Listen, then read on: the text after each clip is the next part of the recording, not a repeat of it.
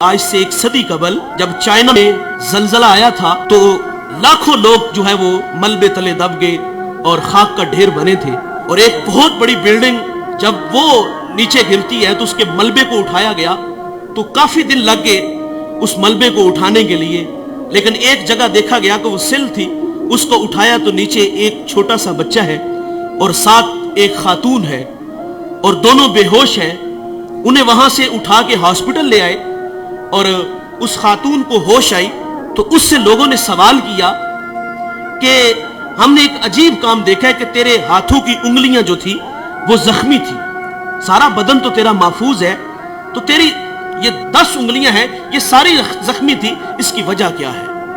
تو وہ خاتون کہتی ہے کہ یہ میرا بیٹا 2 دن تو میں اس کو اپنے چھاتی کا دودھ پلاتی رہی، اور جب دودھ خشک ہوا تو میں اپنی انگلی اس کے منہ میں ڈالتی، کبھی اپنی زبان اس کے منہ میں ڈالتی، کیونکہ زبان بھی کانٹا بن چکی تھی، لیکن یہ بیٹا خاموش نہیں ہوتا تھا، روتا تھا، اور مجھ سے اس کا رونا دیکھا نہیں گیا۔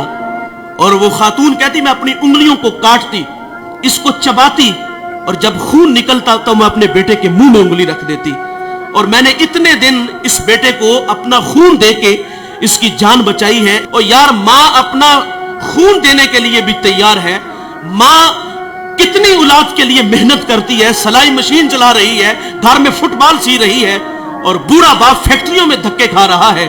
ہم اکثر رات لیٹ گھر جاتے ہیں، کسی شہر سے گزر ہوتا ہے تو فیکٹریوں سے ہم دیکھتے ہیں کہ جوان بھی نکل رہے ہیں اور رات 2 بجے بوڑھے بھی نکل رہے ہیں۔ جوانوں کو دیکھ کے تعجب نہیں ہوتا، بات سمجھ میں آتی ہے کہ ان کے خواب ہیں، کچھ سپنے ہیں، یہ بڑا گھر چاہتے ہیں، یہ بڑی گاڑی چاہتے ہیں، اس کے لیے یہ 18 گھنٹے محنت کر رہے ہیں۔ تعجب ان بوڑھوں کو دیکھ کے ہوتا ہے کہ جن کے قدموں میں اب چلنے کی سکت بھی نہیں۔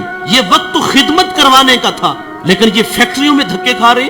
والدین کی عظمت کو سلام کرتا ہوں، یہ 18 گھنٹے کام اس لیے کرتے ہیں کہ پہلے ہمارے بچے اسکول میں پڑھتے تھے، اب کالج میں ہیں، یونیورسٹیوں میں پڑھتے ہیں، اب خرچے بڑھ گئے ہیں، ان کی تعلیم کو مکمل کرنے کے لیے وہ 18 گھنٹے کام کرتے ہیں۔ اور ان بوڑھوں کے پیش نظر یہ بھی ہوتا ہے کہ ہم نے تو ساری زندگی مستریوں کے پیچھے دابڑے اٹھائے، فیکٹریوں میں دھکے کھائے، کل کو ہماری اولاد ہماری جگہ پہ نہ کھڑی ہو۔ وہ ہمیں آسودہ کرنے کے لیے، آسودگی دینے کے لیے خود 18 گھنٹے کام کر رہے ہیں، لیکن افسوس انہوں نے محنت سے پالا، انہوں نے ہمیں معاشرے میں جینے کے گر سلیقے دیے، ہمیں تعلیم کی دولت سے آراستہ کیا۔ ماں گھر میں فٹ بال سی کے بچوں کے لیے پیسے جمع کر رہی ہے، کئی بار ہاتھ زخمی ہوا، ساری رات وہ سلائی مشین چلا کے اپنی اولاد کی تعلیم کے لیے محنت کی، اور ہم اتنے بڑے بنے کہ جب ہم کسی اعلیٰ مسند پہ بیٹھے تو اب ماں باپ خود کو چھوٹا محسوس کرنے لگے۔ یہ رویے ہیں ہمارے، وہ ہمیں بڑا دیکھنے کے لیے خود ہارے۔ مجھے سرے راہ ایک بوڑھا ملا، وہ چنے بھون رہا تھا تو میں اس کے پاس رک گیا اور اس کا ہاتھ بھی کام نہیں کر رہا تھا۔ میں نے کہا بابا جی اس عمر میں بھی کام کرتے ہو؟ تو وہ بوڑھا مجھے کہتا ہے کہ مولوی صاحب میرا پتر 14ویں کلاس میں پڑھتا ہے۔ لیکن سخت افسوس، ہم بڑے بنے تو ماں باپ خود کو چھوٹا محسوس کرنے لگ گئے۔ اب باپ کا تعارف کراتے ہوئے بیٹے کو شرم آ رہی ہے۔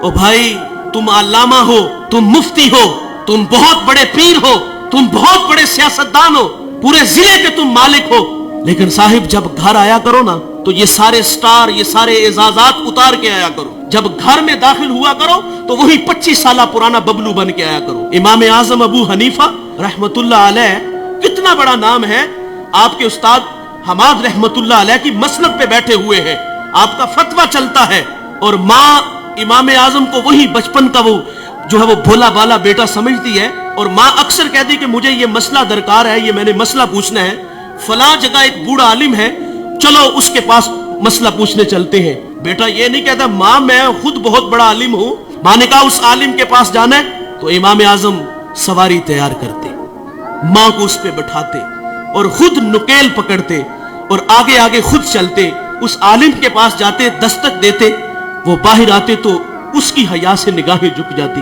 اور کہا میری ماں نے آپ سے کوئی مسئلہ پوچھنا ہے تو ان کی ذرا رہنمائی فرمائیے۔ وہ مسئلہ پوچھتی تو وہ امام اعظم سے کہتا کہ اس کا جواب کیا ہے؟ آپ ارشاد فرمائیں۔ آپ آہستگی سے فرماتے اس کا یہ جواب ہے، اور آپ تھوڑی سی اونچی آواز میں میری ماں کو مسئلہ بتا دو۔ ساری زندگی ایسے ہی ہوا، اور ماں باپ کے لیے تو اولاد وہی 25 سالہ پرانی ہونی چاہیے نا. لیکن افسوس کہ ہم گھر میں بھی آتے ہیں تو پیر بن کے آتے ہیں. افسوس کہ ہم گھر میں بھی آتے ہیں تو بہت بڑے علامہ بن کے آتے ہیں. ان کی قدر کرو صاحبو. قدر نعمت زوال نعمت کے بعد ہے. اگر یہ روٹ کر کے چلے گے تو ہم سے عرش کا رحمان ناراض ہو جائے گا. اس ویڈیو کو شیئر ضرور کریں. ہو سکتا ہے آپ کے ایک شیئر سے یہ بات کسی کے دل میں اتر جائے.